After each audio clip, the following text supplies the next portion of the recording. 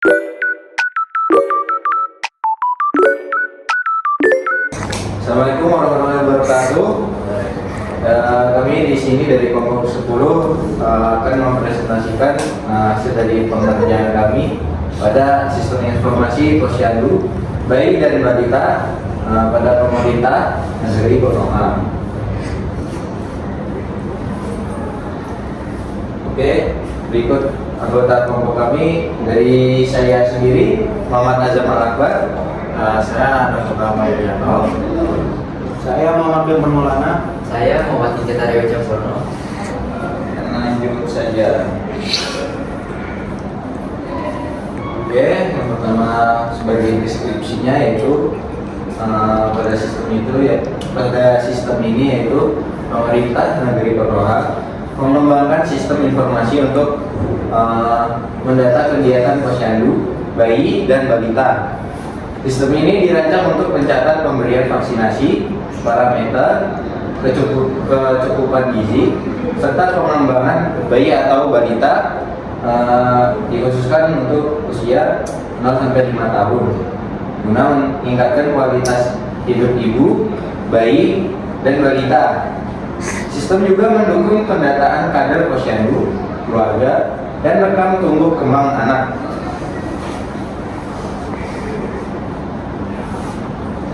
Selanjutnya ada aturan bisnis. Yang pertama adalah sistem informasi mencatat seluruh data posyandu di berbagai wilayah. Yang kedua, setiap posyandu memiliki kader yang bertugas untuk menjalankan program posyandu. Yang ketiga, kader mencatat setiap informasi keluarga dan bayi atau balita yang terdaftar. Yang keempat, data bayi atau balita mencakup identitas, kondisi lahir, dan kesehatan. Yang kelima, setiap bayi atau balita memiliki catatan tumbuh kembang bulanan. Yang keenam, riwayat imunisasi dan vaksinasi bayi atau balita didokumentasikan. Selanjutnya, yang ketujuh, setiap posyandu memiliki daftar jenis vaksin yang diberikan.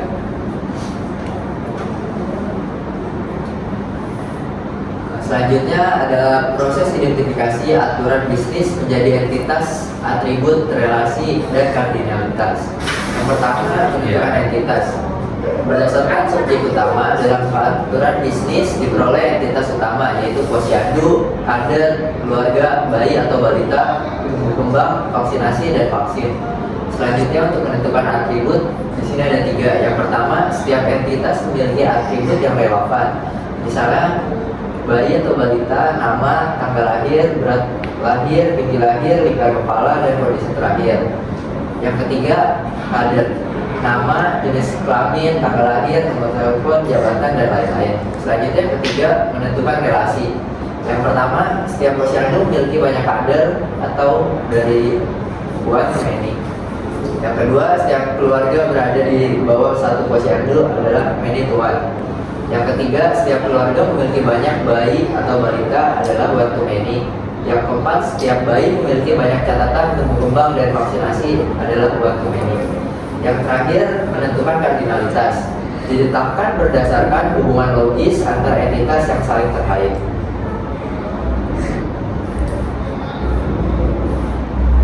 Konseptual data model atau CDM. CDM adalah representasi awal dari struktur data berdasarkan kebutuhan bisnis yang berfokus pada identifikasi entitas utama dan relasi entitas tanpa memperhatikan detail teknis implementasi basis data.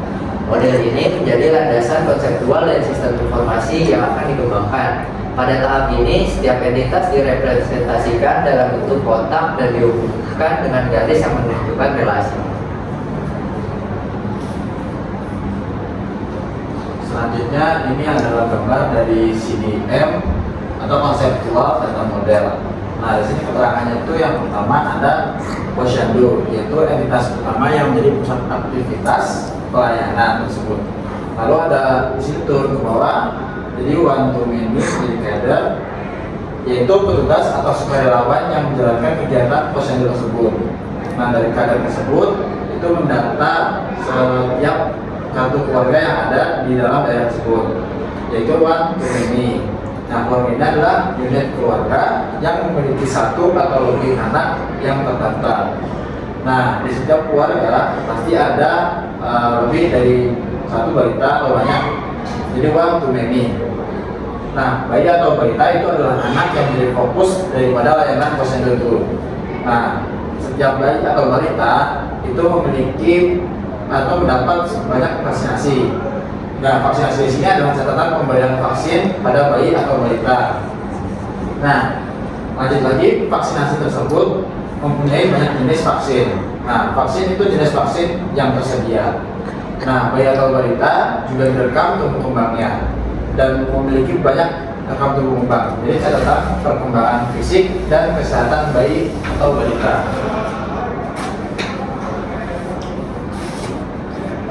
Selanjutnya ada LDM atau Logical Data Model. LDM adalah pengembangan dari CDM yang sudah memasukkan atribut utama dari setiap entitas, namun belum mempertimbangkan sistem manajemen basis data tertentu. LDM menjelaskan secara lebih rinci struktur data yang akan digunakan.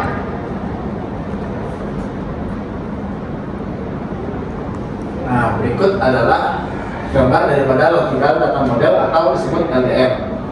Yang pertama itu ada posyandu dengan primary key-nya ID underscore posyandu, di bawahnya ada nama underscore posyandu, itu atribut, kelompok atribut, lokasi atribut, kegiatan juga atribut. Selanjutnya masuk ke kader dengan primary key ID underscore kader dengan atribut nama, jenis kelamin, tanggal lahir, alamat, nomor telepon, jabatan, tanggal masuk, dan status aktif. Dengan foreign key-nya berhubung langsung dengan ID underscore posyandu. Lalu selanjutnya ada keluarga. Di sini keluarga mempunyai primary key ID underscore keluarga, lalu dengan atribut nomor kartu keluarga dan alamat. Dan terhubung dengan foreign key yaitu ID underscore posyandu. Lanjut lagi ke bayi atau balita dengan primary key ID underscore bayi dan atribut nama, nik, anaknya, jumlah saudara, tanggal tempat lahir, berat lahir, tinggi lahir, tingkat kepala, cacat bawaan, jenis persalinan, penolong persalinan, usia kehamilan, kondisi terakhir. Teman foreign key-nya ada di ID underscore keluarga. Selanjutnya di sini ada vaksinasi dengan primary key-nya itu ID underscore vaksinasi. Dengan foreign key-nya terhubung ke bayi underscore bayi dan juga terhubung dengan foreign key ID underscore vaksin dengan atribut tanggal pemberian dan efek samping. Selanjutnya ada vaksin dengan primary key-nya ID underscore vaksin dengan atribut nama vaksin, jenis vaksin, dan klasifikasi.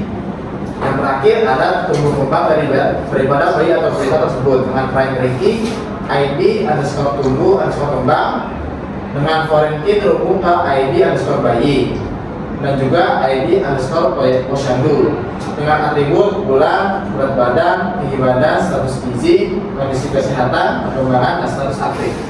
Nah, berdasarkan yang tersebut, setiap entitas memiliki primary key atau PK yang memiliki beberapa foreign key. Yang kedua, tabel vaksinasi menjadi entitas penghubung atau bridge entity antara bayi atau balita dan vaksin. Yang terakhir, relasi yang ada sudah menyertakan kardinalitas dan nama atribut yang relevan.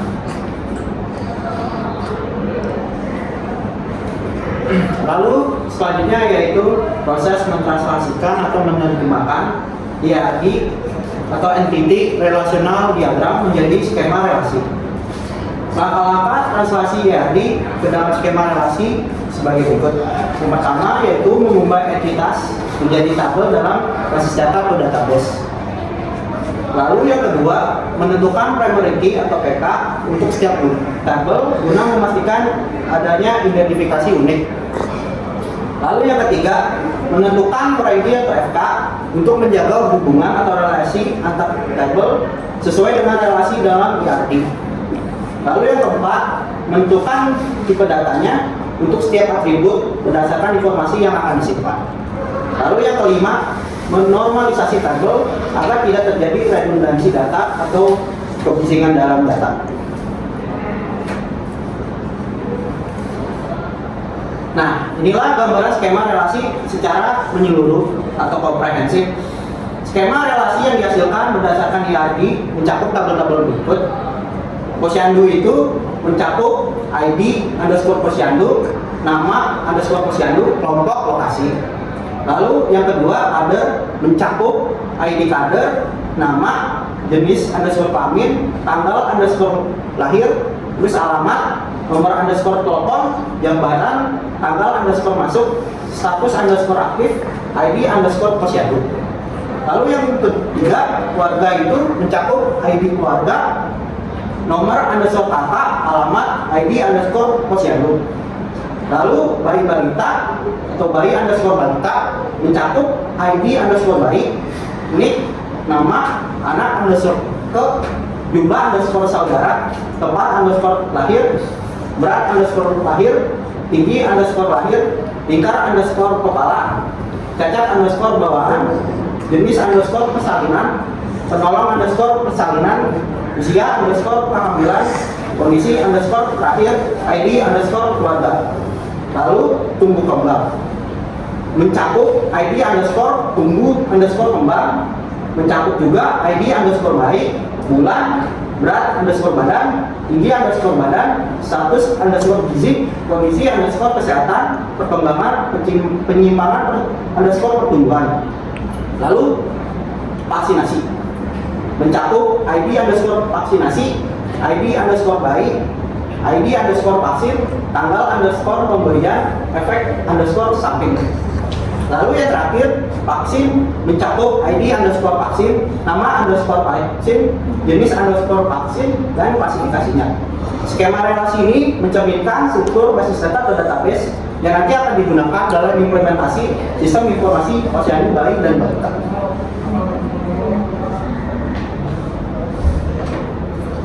Oke, mungkin sekian dari kelompok kami. Bila ada salah dan kurang lebihnya mohon maaf. Wassalamualaikum warahmatullahi wabarakatuh. Waalaikumsalam. Waalaikumsalam.